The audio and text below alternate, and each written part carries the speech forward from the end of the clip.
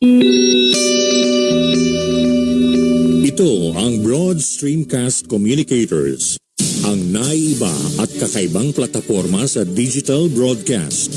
Mula Luzon, Visayas, Mindanao hanggang sa iba't ibang dako ng mundo. Broad Streamcast Communicators, ang sandigan ng sambayanan mula sa walang labis at walang kulang na pagbabalita, paglilingkod, maglalahad ng mga mapagbuong komentaryo at usaping pambayan para sa kapakanan ng karamihan. Broad Streamcast Communicators, tuwirang maglilingkod ngayon hanggang sa susunod na henerasyon.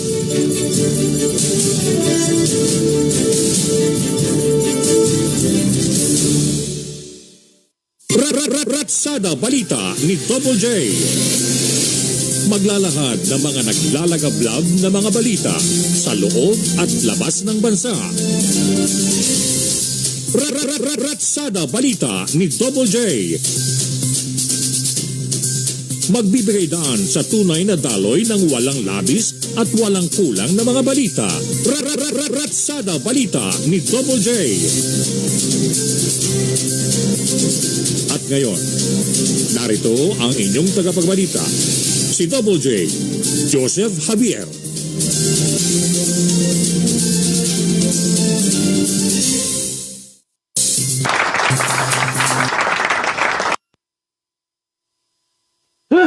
Araw po ng Lunes, siyempre, hindi na tayo magpapaligoy-ligoy pa dahil ngayong araw ng Lunes. Ang masasabi lang na inyong lingkod ay isang masaya, masagana at masarap na pananghalian ngayong araw ng Lunes at matapos nga yung ating pagdiriwang ng kalayaan. Kalayaan nga ba?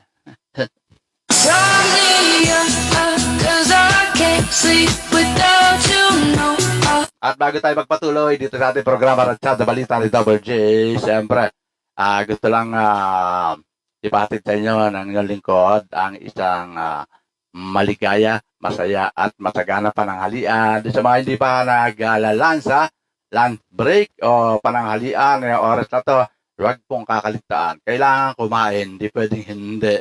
Dahil yan ay isa sa mga preventive measures na pwede natin gawin upang malabanan niya itong ating tinatawag na Hilas 1. Ganun pa man, sabi ni Jenny Bricky Saldibella. Hello po sir, good PM po. Happy Monday, good noon pa lang. Good noon Jenny. Baka di ka pa naglalansa, huwag kakalimutan, importante yan.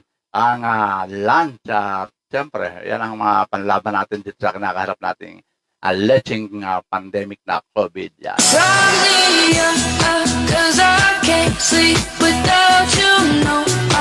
Ayan.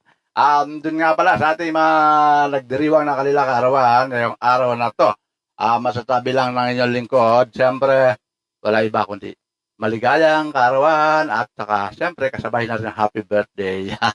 Happy birthday po sa lahat ng mga nagdiriwang ng kanilang kaarawan ngayong araw na to. Ganun na rin sa ating mga nagdiriwang ng kanilang anibersaryo.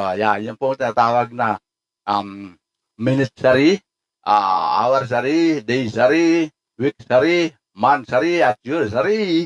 Siyempre, ganun pa rin ang patutunguhan ang pagdiriwang ng kanilang anniversary. Happy anniversary po sa lahat ng ating mga kababayan, kaibigan, kay BSTC na nagdiriwang ng kanilang anniversary ngayong araw na to.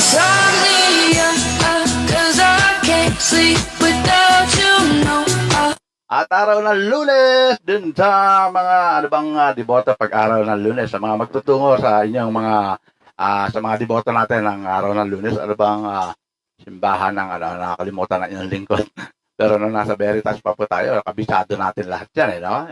Anyway, ano ba man, mag-ingat po sa inyong patutunguhan yung araw ng Lunes na after all, na binigyan na ng pagkakataon na makalabas ng bahay ang ating mga senior citizen. Pero po, may pero meron pa rin dapat sundin. Una-una yung health protocol dapat sundin pa rin po.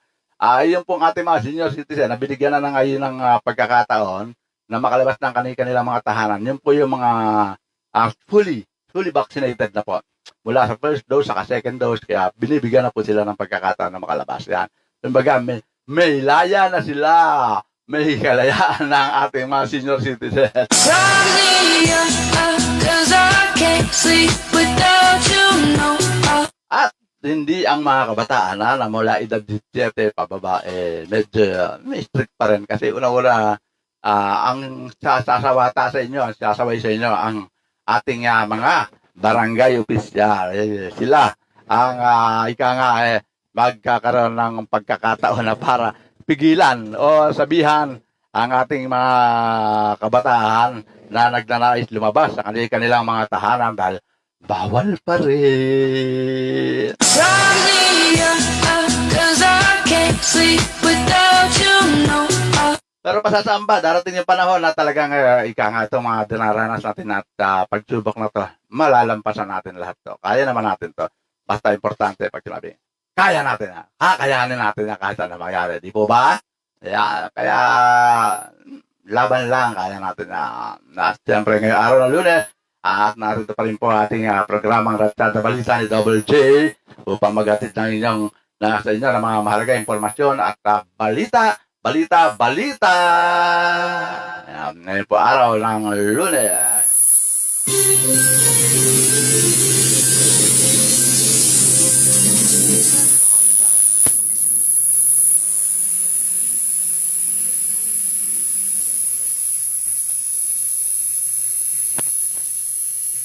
At gaya ng inaasahan po dito sa atin na siyempre ang ating mga ihahatid lalo na sa mga nagtatanong ano po.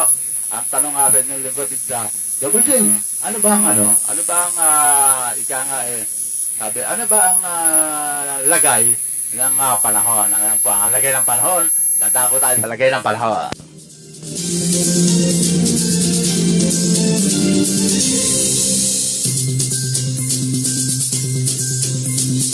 Ayan, dadako na tayo sa lagay ng panahon at ngayong araw ng Lunes, siyempre, hindi mawawala ang paghahatid na lagay ng panahon. Ayan po.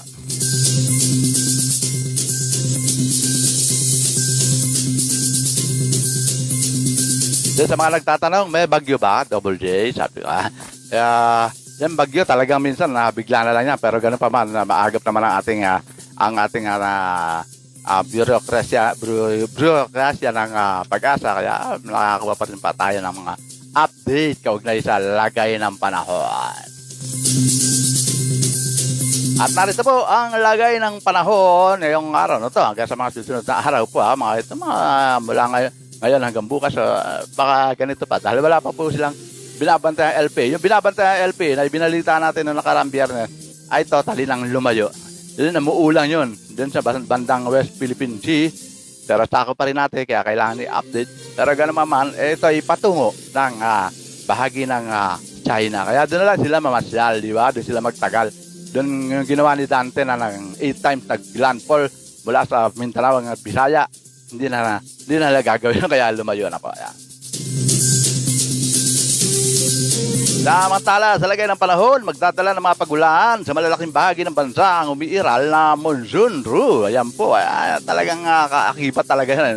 Ayon sa Pag-asa, asahan na mga pagulan ngayong araw sa Luzon at Western Visayas dahil sa nasabing weather system. At ang Mimaropa, Western Visayas at mga lalawigan ng Zambales, Bataan, Cavite at Batangas ay makakaranas ng maulap na papawirin na meron pong kasamang pagulan at thunderstorm dahil pa rin sa monsoon Ru.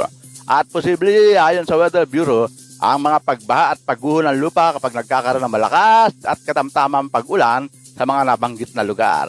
Ang Metro Manila, yan po sa mga Metro Manila, yung mga nag-aantabay dyan sa mga Metro Manila, karamihan po nagtatanong sa inyong lingkod, mga Metro Manila. Ang Metro Manila at lalaming bahagi ng bansa ay magkakaroon naman ng mga bagyang maulap hanggang sa maulap na kalangitan na meron pong kasamang bahagyang isolated na pag-ulan o thunderstorm dala ng monsoon Ru pa rin o yung tinatawag na intertropical convergence zone. Maaari din ang mga pagbaha at pagguho sa lupa sa mga nabanggit na lugar. Pero pagguho ng lupa dito sa Metro Manila, wala. No? Wala tayo may guguho rito, mga building, matataas na bahay, ganyan. Pero pagbaha, asahan na po natin yan. At yan po, lagay ng ating panahon ngayong araw ng Lunes, ngayon pong June 14. Dun sa mga June Bride, congratulations po sa mga June Bride natin na talagang lalagay na po sa buhay. Tahimik nga ba? magulo.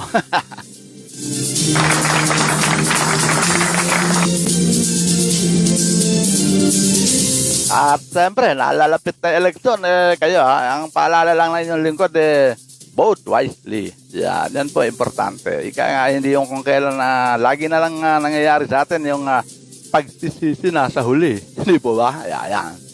Anyway, dako tayo sa ating mga ulo ng mga balita ngayong araw ng Lunes.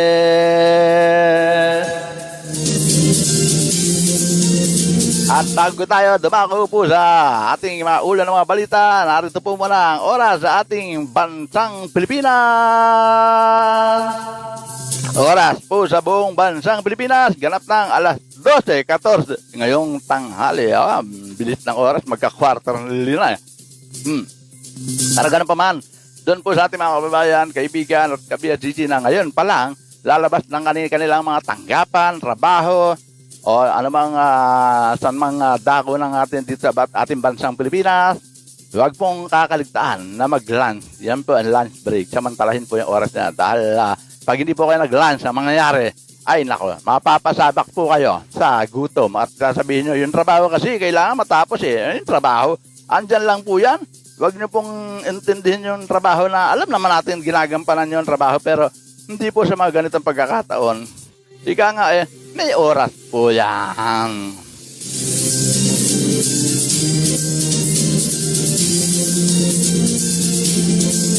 Ang importante po, siyempre, kahit paano, yung unahin ng pagkain dahil may oras po yan. Ang trabaho, nakakapaghintay yan. Magagampanan yan at magagawa niyan sa haba po ng oras. Dahil, kumbaga half day pa lang, ito pa lang yung oras na para mananghalian o para gampanan ang ika nga ang lunch break. Kaya huwag pong kakalimutan na unahin ang pagkain before anything else. Yan po importante. At yung paalala po lagi ni Double J, yung pong mga kakain at maglalunch kasama kanila mga kasama sa trabaho, kahit nagtutolo ka, huwag pong kakalimutan na ang baso ng tubig lagi na sa harapan. At yan ay isa sa preventive ng kakaharapin nyo habang kumakain. Tandaan nyo, alam nyo na yan kung ano ibig ko sabihin. At maligayang pananghalian sa lahat ng ating mga kaibigan, kababayan, kabiyadsisi, lahat na po, maligaya at masarap na pananghalian. Unang subo para kay Double J, okay na ako ron. Narito na po ulo ng ating mga balita na naganap di lamang po kahapon, kagabi, kanina hanggang sa kasalukuyan na balita.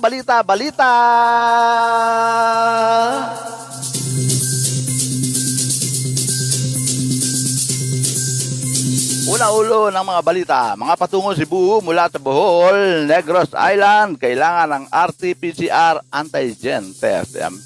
Nire-required talaga para wala na raw. Kasi alam naman natin na sumisirit ang unletching pandemic dun sa bahagi ng Visayas, Mindanao. Kaya yan.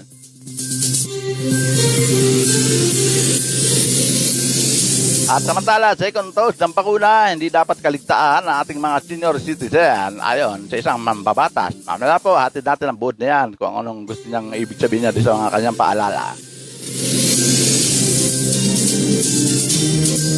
At 10 bilyong nilaan ang lungsod ng Maynila para sa pagtugon sa COVID-19. Wow, mayaman talaga ang lungsod ng Maynila. O dahil si Isko ang mayor ngayon, kaya mas prioridad niya ang kanyang mga constituent, di ba? Mamaya po malaman natin anong nilalaman ng buod ng ulo ng balita na yan. At kasabay rin po ng lungsod na dyan sa lungsod ng Maynila, drive-thru vaccination sa mga tricycle drivers isasagawa sa lungsod ng Maynila. Wow, ang galing. Samantala, nakakalungkot pero kailangan natin harapin. Natin mga frontliner na PNP. At nadagdag lang po na 64 na bagong kaso ng COVID-19 ang naitala sa hanay ng ating pambansang pulisya.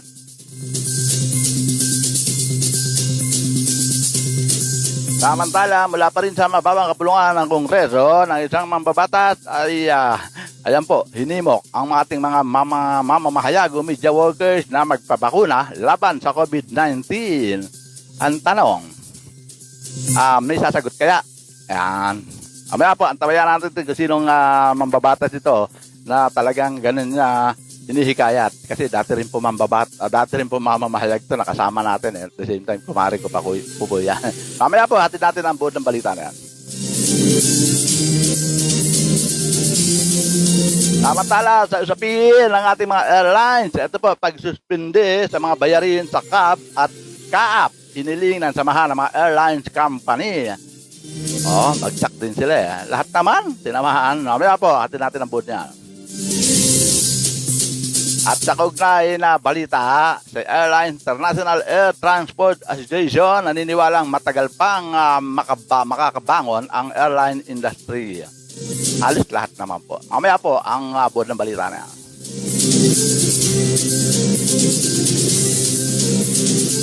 At dahil buwan na lang ang ating binibilang, malapit na eleksyon, kami mga nagpaparamdam na po. Pero mga kandidato sa 2022 eleksyon, dapat daw maagang magparamdam na ayon sa isang election analyst. Ayan po. Bakit nga kaya hindi pa nagpaparamdam? Bakit kaya malalaman natin? Anyway, ito pa po. At sa kaugnay na balita na yan, isang ulo pa rin po ng ating mga balita para sa nalalapit na eleksyon. Sambayananan, inilabas ang 6 na pangalan ng kanilang presidentiable at vice presidentiable. May pagpipilian pa dun sa Dun sa 6 ano kaya ang laro nila dito sa isang sambayanan na yung 6 na pangalan ng kanilang presidentiable at vice presidentiable. Sino pipiliin doon? Magdadakin po sila, no? Ayan, tabayanan po. Mamaya ang buwan ng balita na yan. At sabi po ng ating top commentator at talagang mabilis maksyon at magbigay yung magkakaroon na po ng field reporter dito sa aming himpilan. Ito po, masipag po ito, kukunin ko ito, si Christopher De Los Santos. Kabayan, Double J, mabuhay ang kalayaan ng mga Chino sa Pilipinas. Ayos, ang galing mo, ayos. Ayan. Mabuhay daw ang kalayaan ng mga Chino sa ating bansa. Ayan. Si Christopher De Los Santos, ang aking top commentator. Ayan. Mabuhay ka, baka di ka pa naglalunch, ha? Mag-lunch ka muna. Ganun kay Jenny. Jenny, sabihan ko kanina, Unang tubo, ang ating early bird talaga. Pag sumubaybay, Jenny, Bricky, Chelsea, Bell. At wala pa si Josephine Roquero, saka si Melda Nagisaram.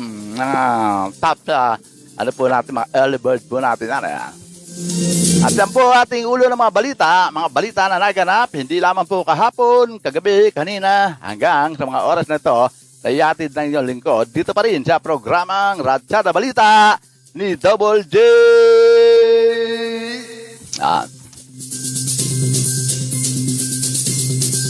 At samantala, sabi kain po tayo, sino nag-aalok ng pagkaat? Si Miss Elisa Bautista Javier ng one of my top sharer po yan ng Public Information Office ng Lungsod ng Pasay. Kain po tayo. Ayan, dati nalagay niya,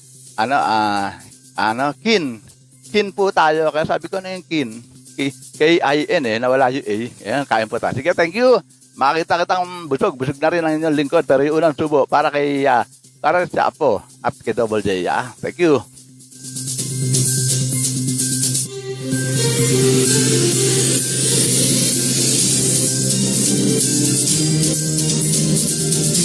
At mula naman, isa sa mga aking top commentator at sharer kay Christopher De Los Santos, nilagang baboy ang ulam, Kuya Double J. Uy, ang sarap nan. Ang menu for Monday, ang alam ko, pag Monday, yung mga tipong tama yan, yung nilaga, at saka puro may sabaw o kaya yung sinigang, yan, alam ko mga top, top menu pag araw ng Lunes. Pero kay Christopher De Los Santos, sabi niya, nilagang baboy ang ulan. Ulan daw Ulan ng doon sa ating mga kababayan, kaibigan, BSTT, ang tabayanan po maglabas na ng mga balde, timba, palanggana dahil uulan ng nilagang baboy. Ayon kay Christopher De Los Santos, ayan po, nakapost na malinaw, nilagang baboy ang ulan. Kuya Double J, ang tabayanan niya dun sa mga nasa loob.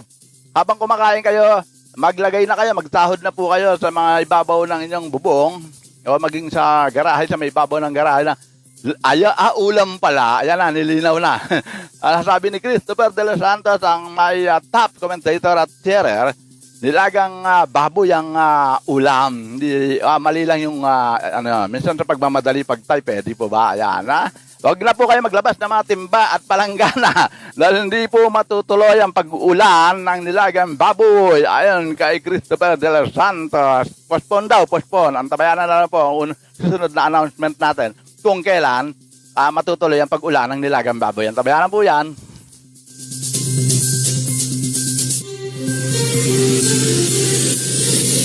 At narito po ang paghahatid ng ating mga board ng mga balita mula sa ulo ng mga balita na una nating inanunsyo kanina po. Pero bago yan, meron tayong isang public service po. Pero tuloy na lang po natin to bilang balita. Yan po. Bago natin hatid ang ating mga board ng mga balita, oras sa buong bansang Pilipinas.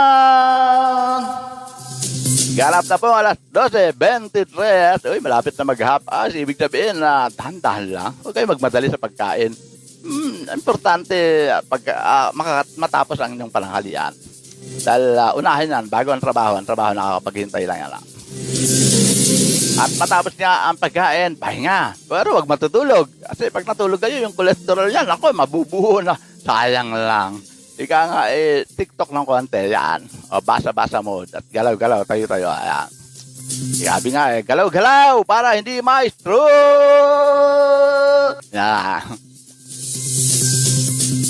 Narito na po ang board ng ating mga balita. Di ba kumakain, ha? Makinig at manood lang. Kung meron po kayong comment o ano man pong inyong ika nga ay komento o di kaya opinion dito sa ating mga ihahatid na balita, welcome po kayo na mag-post ng inyong mga komento, opinion. At dun po sa mga gustong manawagan, welcome din pong manawagan at maging magpabati, welcome din po dito sa ating programang Ratsada Balita ni Double J.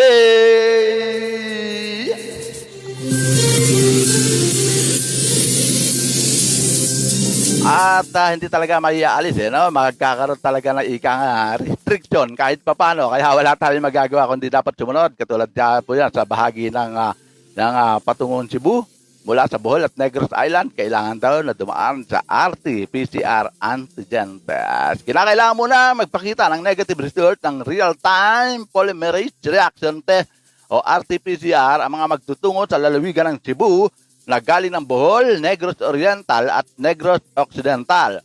Base naman sa executive order na inilabas ni Cebu Governor Gwendolyn Garcia, ang nasabing karagdagang requirement sa mga ito ay dulot ng tumataas ng kaso ng COVID-19 sa nabanggit na mga lugar. Epektibo ang nasabing executive order alas 12:01 ng madaling araw kanina po. Hindi na ngayong June 14 hanggang July 24, 2021, maliban na lamang kung palalawigin pa ito. Based on the data received from the Department of Health, there has been a steady rise in COVID-19 cases in the province of Bohol and province of Negros Oriental. Ang saad pa ng nasabing gobernador ng Cebu si Gwendolyn Garcia. Ang resulta ng negative RT-PCR ay dapat sinuri 72 hours bago ang kanyang pagbiyahe. At kung imposible naman ang RT-PCR, pinapayagan ng rapid antigen test pero ay dapat kinuha ng 48 hours bago ang pagbiyahe sa mga nabanggit na diyan sa Cebu, kung galing din sa nabanggit na lugar na kailangan dumaan din sa kanilang patakaran na yan. Yan po, para malinaw, ha?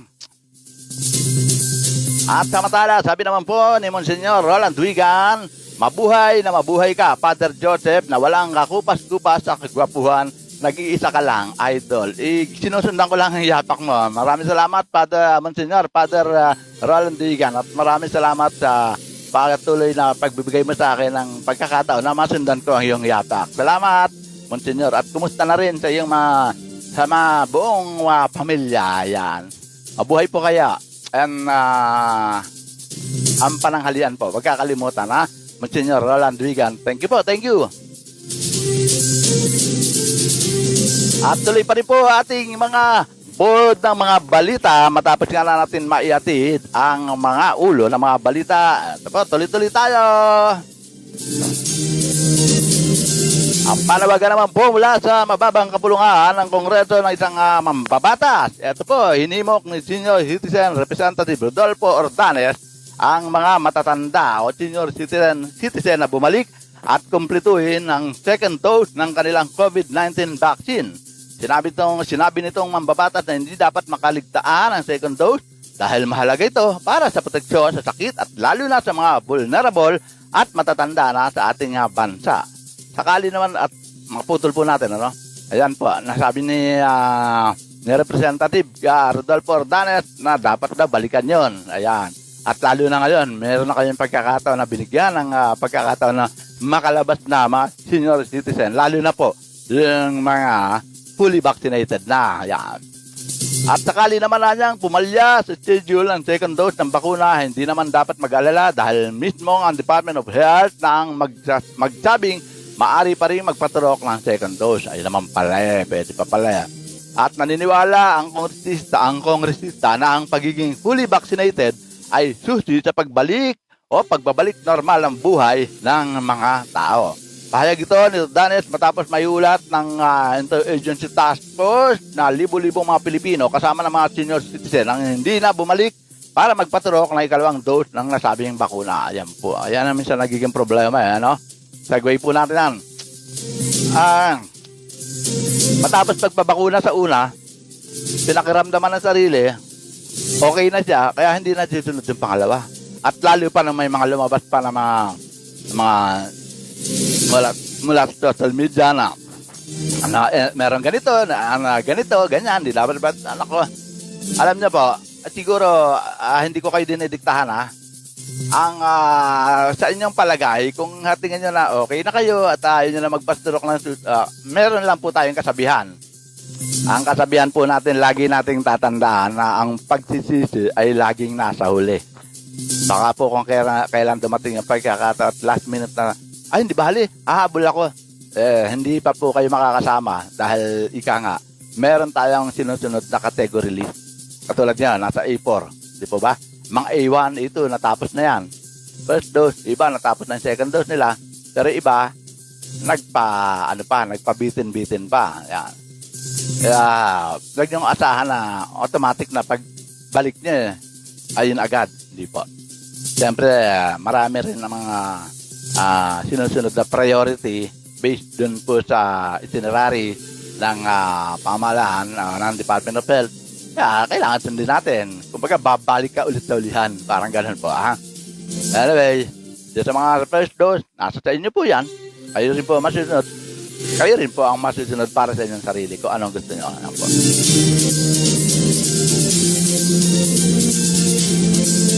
Oras sa buong bansang Pilipinas. Ganap na pong kalahating oras na lumipas. Alas 12:30 ng tanghali. Kaya di sa mga habol para sa kanilang lunch break. Haba pa po niyan, 30 minutes. Kaya nyo naman kumain within 5 minutes. Tapos ang pagkain, di pa ba? Pero wag magbadali. At mahirap na. Baka mamaya gaya ng sinasabi niya yung lingkod. Pagkakalimutan, ang baso ng tubig laging nasa harapan. Para ano man ang maging problema, ayan, ang isang number 1 tagapagligtas. Ang sinasabi po na yung lingkod, kahit paulit-ulit natin yung pinapanawagan nito, para dun sa mga hindi nakakaalam, baka mamaya hindi unintentional. Ano po? Biglang nabasa nyo, nanonood kayo, nasamid ka dahil dun sa narinig nyo. Ayan, nasamid, nabilaw. Tubig ang kailangan. Ang layo. Unang problema, nabilaw ka, nasamid ka. At pangalawang problema, ito po, abutin mo Sa mga girls po ito Kag-abot si baso ang layo, napatid si bra. Ayan pangalawang problema. At ang pangatlong problema po dyan, ito. Dahil nakita nangyari na kahabol mo yung dito, akala ng mga kasama ko na nangyari. Ako na. Gawan sila sa baso, pari abot. At pag gawan na ganyan, ihahatid na dito sa nabilaw, napabuhos. Ayun ang pangatlong problema. Ayan po bago kayo mananghalian, yung tubig, bas ng tubig nasa harapan na po para nakakasiguro ng inyong kadamay sa anumang peligro na abutin habang kumakain. Yan po, importante. At tuloy pa rin po ating mga balita. Samantala, 10 bilyong piso ang ilalaan na pondo ng lokal na pamahalaan ng Maynila para sa pagbuhay ng ekonomiya ng lungsod na nalugmok dahil sa pandemyang letseng COVID-19 na yan. At ayon kay Manila Mayor Isko Moreno, tutugunan ng lokal na pamahalaan ang problema sa mga manggagawa na nawala ng trabaho sa susunod na 6 na buwan. Bubuhayin din niya ng lokal na pamahalaan ang pagninegosyo sa lungsod at dagdag pa ni Mayor Isko Moreno, kasama sa paglalaanan ng pondo ang problema sa pabahay, kalusugan at kaligtasan ng bawat isa. Uy, mabuhay ka, Mayor! At talagang hindi naman po natin sinasabi na press release lang yan eh.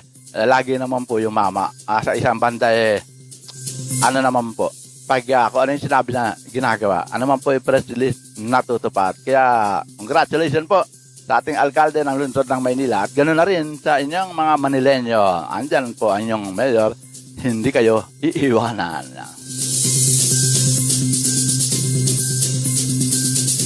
At sabi naman ni Roland Christopher De Los Santos, sabi na, kabayan Double J, tama nga ang kasabihan na kapag sobrang talino, nakakasira ng ulo. Ayan. At kasi itong si Senator Dick Gorton, dapat daw ang lahat na mga uuwi na OFW may bakuna na. Huwag nang magpa-quarantine. Tama, bakit daw? Huwag na raw magpa-quarantine. Ano ba ang akala niya kapag may bakuna, di natatalaban ng virus? Sobrang dami ng variant ng virus ngayon. Tumatalak na naman kasi malapit ng 2022 national election. Totoo yan. Sa'yo may punto ka dyan, Christopher, ha? Alam mo kung bakit? Ganyan talaga. Para malaman at maramdaman ng mamamayan, especially sa ating mamamayan na mga butante, no? Oh, may sinabi si ganito. Yung binanggit niya medyo pakikinggan eh. Yung pala pwede na pala yun, sabi ni Senator Dick Gordon eh. Di ba chairman ng ang Philippine Red Cross, kaya pwede na. Kaya, yan, di ba? Ganyan. At asahan mo na, hindi lang yan ang masusundan at may mga susunod pa. Mamaya, talakayin natin yan, ha? Patapos natin ito mga balita. May punto ka dyan, Christopher De Los Santos, one of my top share and commentator dito sa ating programa Ratsada Balita ni Double J. Thank you. At dahil sa 10 bilyon, ang nilaan ng lungsod ng Maynila, ayan, asahan nyo na po sa mga taga Maynila, lungsod ng Maynila, na hindi kayo magugutom. Sabi ni Mayor, ha? At sa kaugnay na balita, Maynila pa rin po. Yan. Itatayo sa susunod na linggo ay isang drive-thru vaccination site para sa mga public utility drivers. Susunod ito itong darating na susunod na linggo po. Ayon kay Mayor Isko Moreno, na prioridad dito ang mga tricycle driver ng lungsod ng Maynila. Maaari rin itong buksan sa mga drivers ng mga transport network vehicle service.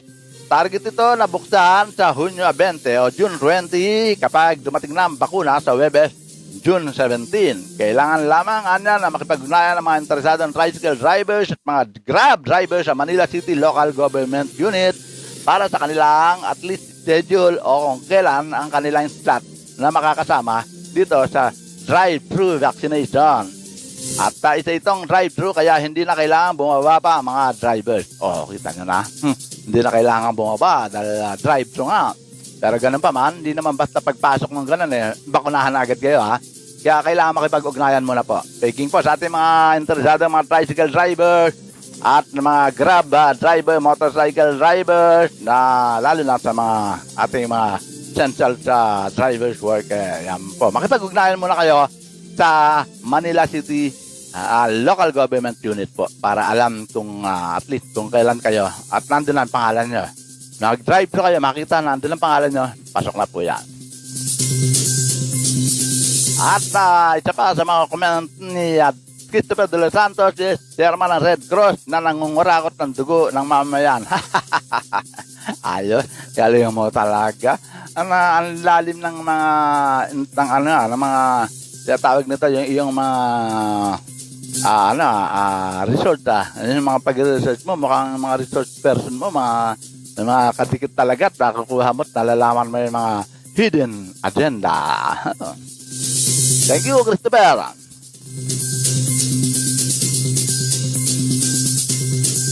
Samantala, tanggapin man natin o hindi, talagang kasama yan at wala tayong magagawa. Ang ating mga frontliner na police, mas madalas din na tinatamaan maliban doon sa ating mga health workers na silang nag-a-assist sa ating mga COVID-19 patient na mga kababayan.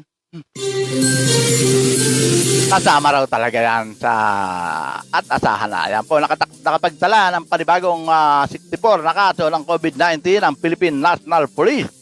At ito'y ayon sa PNP Health Service ang dahilan kung bakit pumalo na sa kabuang 25,714 ang nagkaroon ng sakit ng COVID-19 sa hanay ng PNP. Merong kasalukuyang 1,791 aktibong kaso pa ng sakit. So ito po yung mga under treatment pa rin po na 1,000 at 1,791 ating mga kapulisan. Gumaling naman ang 112 kaya umakit na ang bilang nito sa 23,853. Nanatili naman sa 70 ang nasawi. Padagdag ano po dati ng binabalita natin pag na-update po tayo. Nasa 50 plus pa lang. Ngayon, nasa 70 na. Kalungkot pero pa man, katulad ng inahayag nga ni PNP Chief, ating bagong PNP Chief na si General Guillermo Rizar, sabi na nangangailangan daw ng at least 75,000 na kapulisan para panibago po yan para po sa patuloy na pag-assist sa ating mga mamamayan o pagpapatupad kabilang na ang batas na pinatutupad dito sa ating bansa. Pero ganun pa man, isa pa rin po sa isang dahilan kung bakit kakailangan at kinakapos ang ating mga kapulisan dahil po sa nangyayari na itong mga nagkakasakit at tinatamaan ng COVID-19. Dahil alam natin na nandyan sila Sila yung mga nangunguna at na uma-assist din naman ang mga barangay tanod, mga barangay opisyal na para dun sa kanilang natatakupan, dun sa mga pagsawata, sa mga hindi sumusunod, dun sa pinatutupad na health protocols po. Ayan. Kaya wala tayong magagawa kundi sumunod na lang. Kaya yan po ang yan ang mag-isa sa mga magiging dahilan. Kumbaga, risk po para sa ating mga kapulisan ang mga ganyang sitwasyon. Kaya peking din pa rin po muli sa ating pamahalaan para po maging maganda naman na magiging takbo at hindi na rin nahihirapan natin mga kapulisan, maging ating mga barangay opisyal at tanod. Na sana po itong mga nahuhuli ng mga third timer na at more than third po na nahuhuli ng mga sumusuway sa health protocol at hindi raw pwede ikulong ayon sa Komisyon ng Human Rights dahil paglabag daw sa karapatang pantao dahil wala raw batas na pinatutupad, although meron ng executive order pero ganun pa man, para po wala nga na sila masabi, dalhin po lahat ang mga nahuhuli na yan, ang mga third timer o more than third timer na sila dun po sa West Philippine Sea at pagbantayin dun kahit anong gawin nila. Hindi na sila kailangan mag-face mask o face shield. Ang importante, meron po tayong mamamayan na nandun. Ika nga medyo paano po rin yan pang-andap din po yan sa bansang sa na may mga tao na. At matitigas kumbaga matatapang itong mga third timer, more than third timer na ika nga wala akong pakialam kahit mahuli ko. Ganun di po ba? Dahil kung hindi, bakit abutin ka ng more than third? Kaya para mapakinabangan po. And at the same time, dun sa mga mahuhuli na dadalhin sa West Philippine Sea, ito hindi pa naman po ina-aproba ng pamahalaan. Ito po suggestion lang po na yung lingkod. Para wala maging problema, hindi sila ikinulong, yan ang pinaka-punishment nila. Dalhin sila sa West Philippine Sea at magbantay sila doon sa island natin na inaangkin ng bansang China. Di ba? Matatapang to kaya sila ang kailangan doon. Suggestion lang po yan ang inyong lingkod at baka sakali makatulong para sa ating lahat dahil minsan sumasakit din ang ulo ng mga kapwa mamamayan na pag nakikita ganyan, basta talaga ng ulo na, tamo. Pag nahuli, may malalakas din ang loob dahil alam nila may tagapagtanggol sila. Andiyan ang Komisyon ng Human Rights. Dahil bawal daw ikulong. Saging po muli sa ating pamahalaan. Yan po isang suggestion ng inyong lingkod. At sabi pa na aking top commentator at top juror, si Christopher De Los Santos, mamaya hapon magpapalabas na ng bagong health protocol. Ayan, magpapalabas na raw ng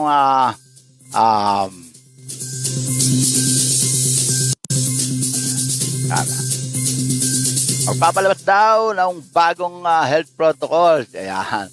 At sabi naman ni Monsignor Landuigan, mabuhay na mabuhay ka, Father Joseph, na walang, okay na. Sinabi niya na yan kanina yan, ha? Yan. Yung sinasabi ni Christopher de los Santos, na tama nga kasabihan, yung matigas daw ang ulo, kasi yung Senator Dick Gordon, di ba? At itong sabi niya, nabanggit mo yung WPS, sobrang dami na pala ng mga barko China sa WPS.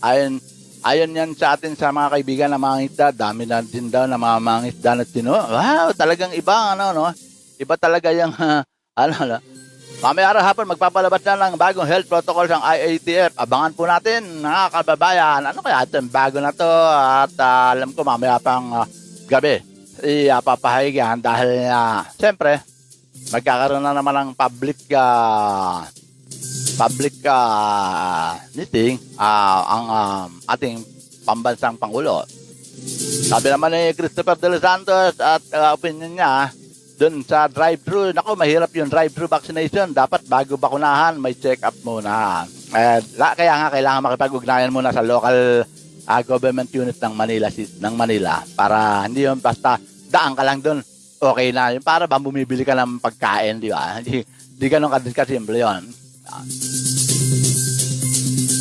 At yan, ilan sa ating mga komento mula sa ating mga taga-subaybay, one of my top sharer na si Christopher de los Santos. At siyempre, tuloy pa rin po ating mga balita.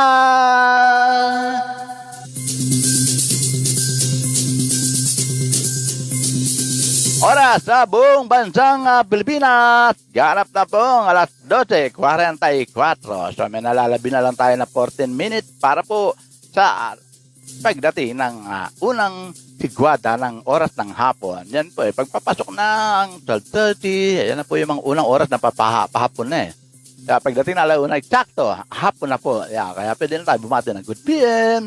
Pero pagdating ng alas 12 good noon, maligayang pananghalian, mas maganda ka sa pananghalian, guwapo ka sa pananghalian, mga ganyan po, dahil oras ng pananghalian. Samantala, mula naman sa isang mga mambabatas, ito sa mga mambabatas po na nandun sa mababang kapulungan ng Kongreso, hinikayat ni ACT-CIS Representative Ninya Taduran. Kumari po natin yan sa mga miyembro ng media na magparehistro na para sa pagpapabakuna ng COVID-19 vaccine. Pinayuhan din ng mambabata sa mga media practitioner na huwag mamili ng brand ng bakuna. Paliwanag nito, pinag-aralan naman ng mga bakuna bago ito ibigay sa mamamayan, kaya't anumang available na vaccine ay may tuturing na pinakamainam na proteksyon laban pa rin sa virus. Iginit pa ng kongresista na mahalaga na magpabakuna agad ang mga taga-media dahil lantad ang mga ito sa panganib ng sakit, bunsod na rin ang nature ng kanilang trabaho. At alam mo yan dahil dati man ang ginagawa yan. Hindi naman niya tumigil ang pagbabalita at nakakabahala na dahil sa uri ng trabaho marami na rin media workers ang nagkasakit ng COVID-19.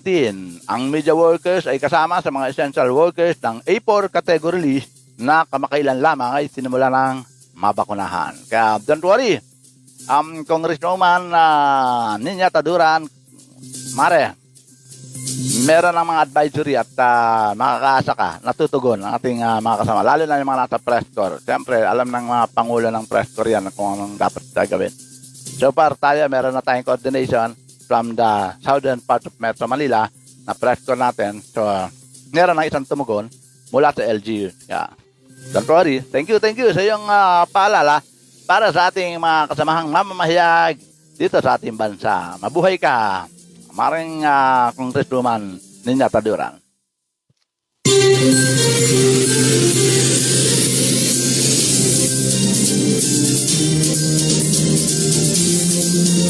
Samantala,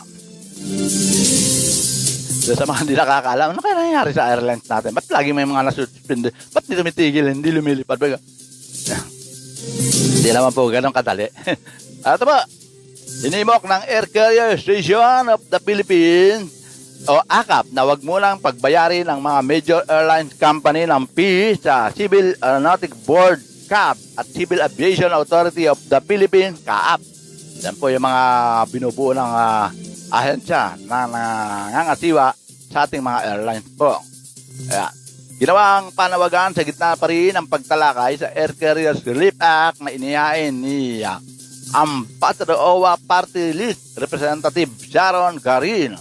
Paliwanag ni AKAP Chairman Atty. Bobby Lim, papalo na sa halos 60 bilyon ang nawalang kita ng mga airline companies hanggang noong December ng 2020, bunsod pa rin ng COVID-19 pandemic. Kaya yan po isa sa mga dahilan kung bakit minsan nagkakaroon ng cancel. At lalo na kung meron po mga tinatawag na halimbawa, yung pong ban, travel ban po, na galing kung yung matatandaan na nagkaroon ng travel ban mula sa mga nanggagaling ng bansang India, papasok po dito sa ating bansa. Ayan po. Isa din po yan sa mga nagiging problema ng ating mga airlines. Dahil merong order na ban, kaya hindi sila pwede magsakay ng pasahero, vice versa po, papunta at pabalik mula sa bansang India. At kahit po sabihin nung mystery ng galing na India, tumalon po ng ibang bansa at para makapunta rito, hindi rin po obra. Inabot po ng halos isang buwan yan, kaya isang buwan ng ating mga airlines walang kita. Yun po isa sa mga dahilan kung bakit nagkakaroon ng ganito mga kahilingan. At dahil din po dyan sa usapin na yan, ang International Air Transport Association po, ayan naniniwala ang nasabing International Air Transport Association o yung po tinatawag na IATA, yan po na hindi agad sila makakabangon dahil sa epekto sa kanila ng COVID-19 pandemic.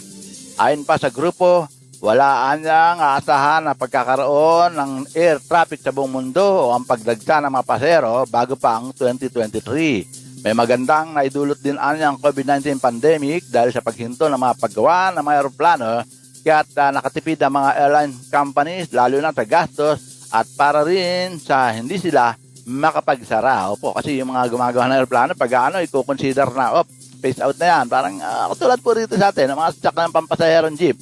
Matagal lang yung pinaphase out, papalitan ng ganito para naman po sa kapakanan ng ating environment na ganyan. Yun pong hindi na rin na yung pinatutupad ng smoke belching, di po ba? Ganyan.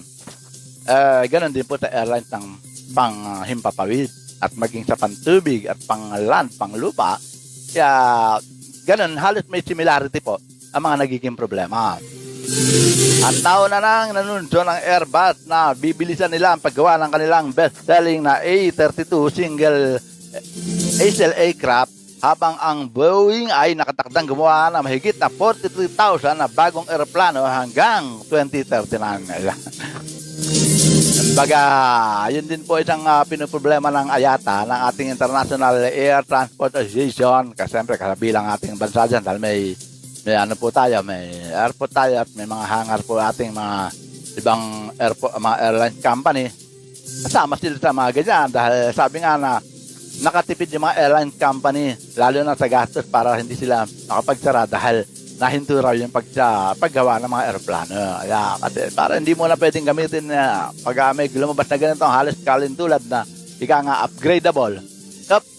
Yung aeroplano mo tumagal na yan at least 25 years kailangan wala ka na magagawa kundi sumunod pata ka na kasi kung hindi na pwede papayagan lumipad yan.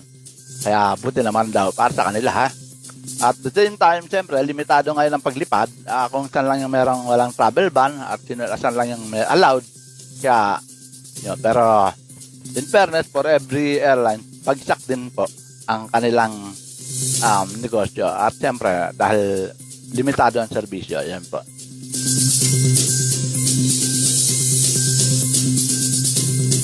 At sa mga magandang balita na yatid din nyo na yun ko dahil nalalapit na po ang eleksyon.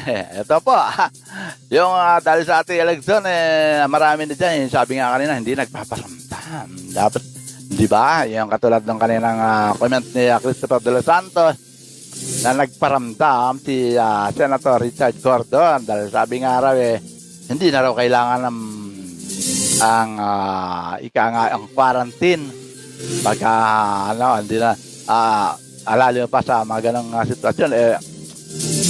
Siyempre mag-iisip ang mga member, ganon. Hindi na quarantine, hindi na kailangan quarantine kung nabakunahan, ganon.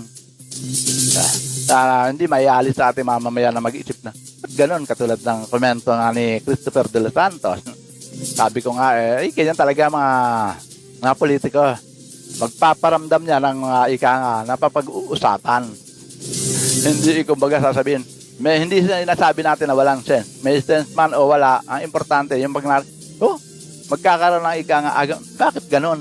Nagtatanong, magkakaroon ng ika nga, katanungan. Kaya yan po.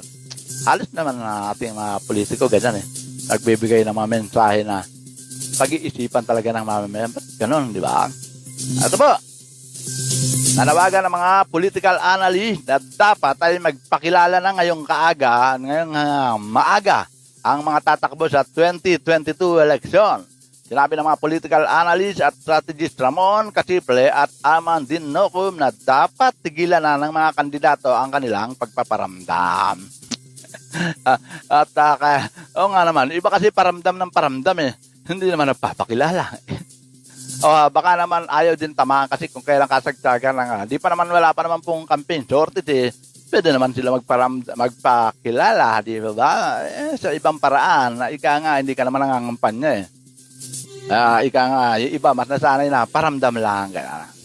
Magiging advantage dyan ang mga kandidatong sila, yung maagang magdeklara na natatakbo sila sa 2022 election. Yan.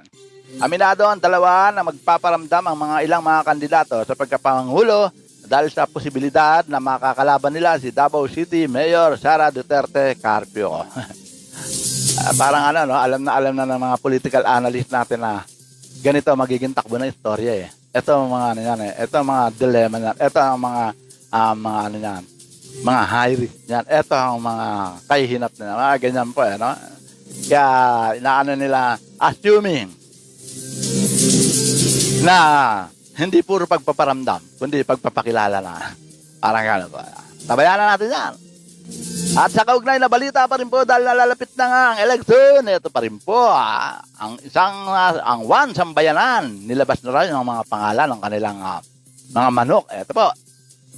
Tulad ng kanilang inanunsyo, inilabas na ng One Sambayanan ang listahan ng kanilang mga nominado sa pagka-presidente at vice-presidente sa eleksyon sa susunod na taon. So, ibig sabihin yung anim paano mangyayari dito? Ito yung anim sino magiging vice, sino magiging presidente. Paano nila pagpipilian? Magja-jack employ? Ika nga unahan sa dalawang panalo sa tatlong laro, di ba? Ganun ba? Pero ito po, tuloy natin. Kasama sa listahan sina Vice President Leni Robredo, dating Senator Antonio Trillanes, Trillanes Depot, Pre-Legal Assistant Group Chairman Jel Jokno, Senator Grace po, Batangas Representative Vilma Santos Recto, at si Bac Party List Representative Eddie Villanueva. Ayan daw po yung anim ayon sa Sambayanan o One Sambayanan. Ngunit, kasunod nito ay agad nang nagpasabi sina Jokno po at Santos Recto na hindi sila interesado sa nominasyon at nagpapasalamat din daw sila sa isang sambayanan sa pagkakapili sa kanila pero tinanggihan po At samantala sinabi naman ni Senator Joel Villanueva na sa kanyang palagay ay walang interes ang kanyang ama na asamin ang dalawang pinakamataas na posisyon sa gobyerno sa susunod na taon dahil sa sila ay patuloy na nagdadalamhati pa sa pagpanaw ng kanyang ama at kapatid na nung nakaraang taon. Ayan. Wala sa listahan sina Senator Nancy Binay, Senator Pampilo Lacson at Manila Mayor Moreno dahil una nang silang nagpasabi na ayaw nilang maisama sa listahan. Ayon naman kay dating Foreign Affairs Secretary Albert Del Rosario, isa sa konbenor ng One Sambayanan, maaring may mga madagdag pa sa listahan. Ayan ang mga medyo mabigat pag gaganyan po. Pag meron kang i-endorse dapat, bago mo ilabas yung mga pangalan, siguraduhin mo munang umuo. Kasi ang mapapahiya na, katulad yan, sabihin na natin na napahiya na ang One Sambayanan. Bakit po? 6 ang pangalan ng nilabas nila. Pero, ganun pa man, silanggihan ng 3. Katulad na nagpasabi sina Jokno po at Santos Recto, ibig po sabihin yung sina ito pong itong tatlo po na umatras na sina Pre-Legal Assistant Group Chairman Sel Jokno at Senator Grace po at Batangas Representative Vilma Santos Recto na ayaw po rin nila mastra, ano? Hindi sila interesado sa nominasyon. Pero ganun pa man, nagpasalamat sila sa sambayaran. At kay kay Representative Sibak Party List, Representative Eddie Villanueva, sinabi naman ng kanyang kapatid na senador na si Joel Villanueva na wala raw interesado ang kanyang nasabing Representative Eddie Villanueva sa nasabing posisyon sa dalawang mataas na pangunahin para sa ating bansa. So lumalabas na apat. Ang mga iiwan na lang dyan, si Vice President Leni Robredo at saka si Trillanes. Di po ba? Dun sa 6. Kasi dapat bago sila maglabas ng press release na ganyan, siguraduhin muna nila na yung mga babanggitin nila o nakakausap na nila at umokay na at umayon sa gusto na mapasama sa nominasyon. Pero hindi nilabas nila ng ganito. Ang mangyayari, 2 na lang na iwan. Di po ba? So, sabihin na natin na nakasira yan sa kanilang convenor. Sa kanilang itinayo na yung samahang sambayanan. 1 sambayanan.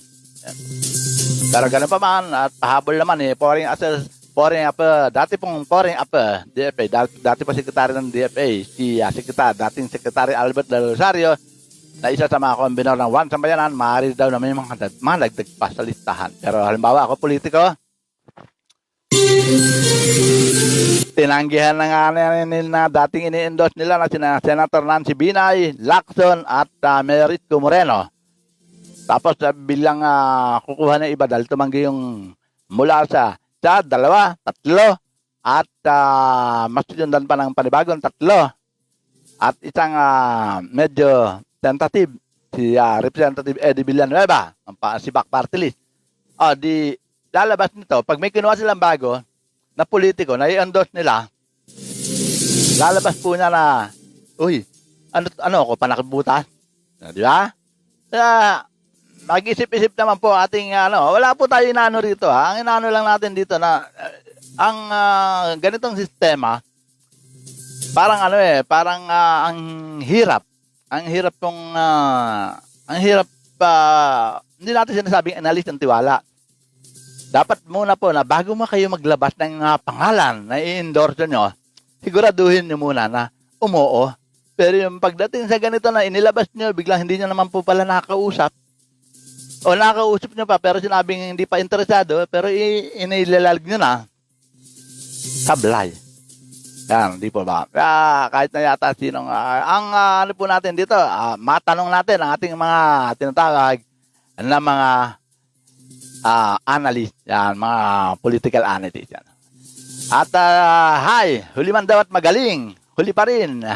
Anyway, thank you Miss Melda Nagisaram sa iyong panonood at huli man daw at magaling. Maraming salamat. Ayan. At siyempre wala na po tayo oras. Ang tabayanan po natin ang susunod na programa, The Beach Watcher, mula naman kay Romy Carl Tuason. Siyempre ba, bukas, magkapanoran, magkarinigan tayo muli. Dito pa rin sa ating programang Ratsada Balita ni Double J. At ang lagi pong paalala ng inyong lingkod. At katagan, lagi iwanan po sa inyo ang God is always on our side. Tandaan niyo po, wala po siya sa ating harapan at lalong wala siya sa ating likuran. Lagi po siyang nasa tabi natin. Alam po, ano man po ang problema ng ating kaharapin, andyan lang ating Panginoon. Pero kung kaya po natin, huwag natin iasa sa ating Panginoon. Unless dumating po na talaga, hopeless ka na, saka tayo tumawag sa Kanya. Nandyan lang po ating Panginoon. Muli po inyong lingkod, laging nagsasabing, mabuhay. At maraming salamat sa lahat ng mga sumubaybay mula kay Monsignor Roland Duigan, kay Mrs. Elisa Bautista Javier ng Pasay City Hall PIO, ang one of my top commentators, si Christopher De Los Santos, at siyempre, at kay Jenny Bricky Soldibeyam, at kay Melda Nagisaram, at sa lahat-lahat po na ating mga sumubaybay. Muli po, inyong likod, magkarinigan tayo muli bukas din po dito sa ating programang Ratsada Balita ni Double J, alas 12 hanggang alauna ng tanghali. Turn off Ang the natunghayan at napakinggan ang mga pangunahing balita at paghimay sa mga pangyayari at mga kaganapan dito sa Ratsada Balita ni Double J sa pamamagitan ng Broad Streamcast Communicators. Hanggang sa muli, maraming salamat po.